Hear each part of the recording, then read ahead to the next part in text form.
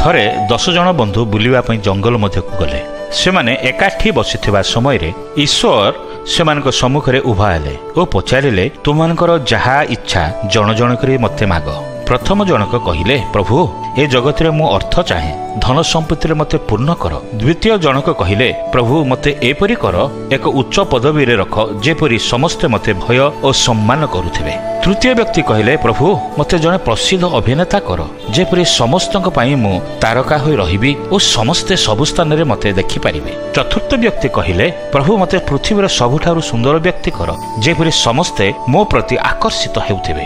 ଏପରି 9 ଜଣ ଯାହା ସେମାନେ ଚାହୁଁଥିଲେ ପ୍ରଭୁଙ୍କୁ ମାଗିଲେ। କିନ୍ତୁ 10ମ ବ୍ୟକ୍ତି ଅତି ନମ୍ରତାର ସହ ପ୍ରଭୁଙ୍କୁ କହିଲେ, ପ୍ରଭୁ, ମୋତେ ତୁମରି ଶାନ୍ତି ଦିଅ, ମୁଁ ଯେପରି ଅଳ୍ପ କି ବହୁତ ସବୁ ବିଷୟରେ ସନ୍ତୁଷ୍ଟ ରହିବି।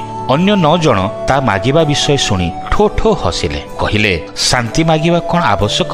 ଟଙ୍କା ଅଛି ତ ଶାନ୍ତି ଆପେ ଆପେ ଆସିଯିବ। ଆଉ ଜଣେ କହିଲେ, ଖ୍ୟାତି ଅଛି ତ ଶାନ୍ତି ଆପେ ଆପେ ଆସିଯିବ। ଶାନ୍ତି କ'ଣ ଗୋଟିଏ ମାଗିବା ବିଷୟ? ସମସ୍ତେ ତାର ପରିହାସ କଲେ ଓ ତାକୁ ବୋକା ବୋଲି ଭାବିଲେ। ଈଶ୍ୱର ସମସ୍ତଙ୍କୁ ସେମାନଙ୍କର ମାଗିବା ଅନୁସାରେ ବରଦାନ ଦେଲେ। ପ୍ରଥମ ଜଣ ଟଙ୍କା ପାଇଲା ସତ, କିନ୍ତୁ ତା ଟଙ୍କା ନିମନ୍ତେ ଅସୁରକ୍ଷିତ ମନେ କରୁଥିଲା। ଅଧିକ ଟଙ୍କା ପାଇବା ପାଇଁ ସମସ୍ତଙ୍କ ସହିତ ଝଗଡ଼ା ମଧ୍ୟ କରୁଥିଲା।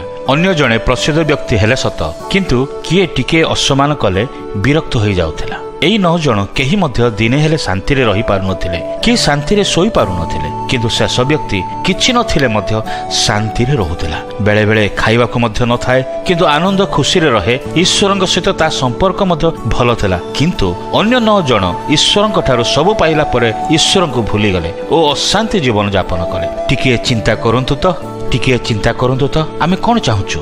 ଜଗତର ଧନ ନା ଶାନ୍ତିର ଜୀବନ? ଜଗତର ସମ୍ମାନ ନା ଆନନ୍ଦିତ ମନ? ଈଶ୍ୱର ପବିତ୍ର ବାଇବେଲରେ ଏ କଥା କହନ୍ତି, ଯାହାର ମନ ତୁମ୍ଭଠାରେ ସ୍ଥିର ଥାଏ ତାହାକୁ ତୁମେ ସମ୍ପୂର୍ଣ୍ଣ ଶାନ୍ତିରେ ରଖିବ, କାରଣ ସେ ତୁମ୍ଭଠାରେ ନିର୍ଭର ରଖେ।